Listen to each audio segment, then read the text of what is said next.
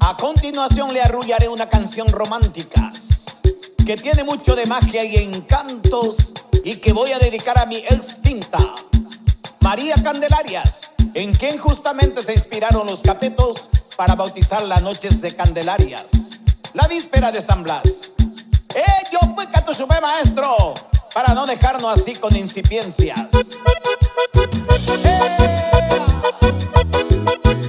Para María Candelarias. Tordillo Negro. Armindo González. Mi novia es María Candelarias, chiquitita, gorrita, redondita y ponacoroso como un yacaré. Mi novia es María Candelarias, mi amor. Ayer la conocí, derretido, hundido, destartalado quedó mi apuité. Bailando yo le dije así, le convidé cita y un trago de nariz. Me dio un besito en mi nariz y que eso morí, morí. Si te convences, la Cande puede ser mi mujer. Yo soy educado, incluido, tengo un tío guapo oficial de cuadro y yo juego de inside en el Deportivo Lambaré.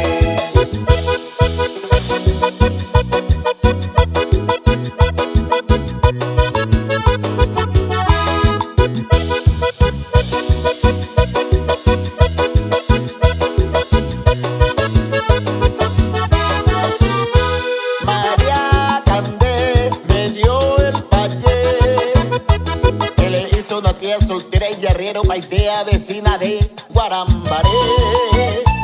María Candé me dio el payé, eso de lagarto viudo, culebra molida, entrevereado del pujano, usa del remero refrescante de mi tereré.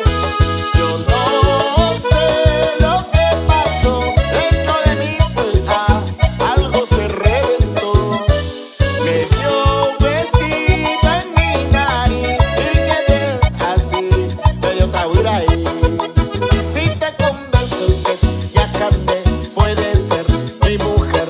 Yo soy educado, incluido, tengo un tío guapo oficial. Mira, güey, y yo juego de inside en el Deportivo Lambaré. Si usted no me cree, entonces no va a Guarambaré.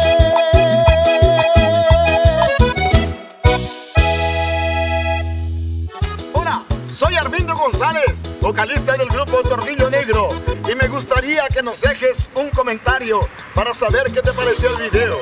Y no te olvides de darle me gusta, suscribirte y activar la campanita, porque ni te imaginas todo lo que está por venir en este canal. ¿Ya lo hiciste? Pues muchas gracias. Hasta el próximo video.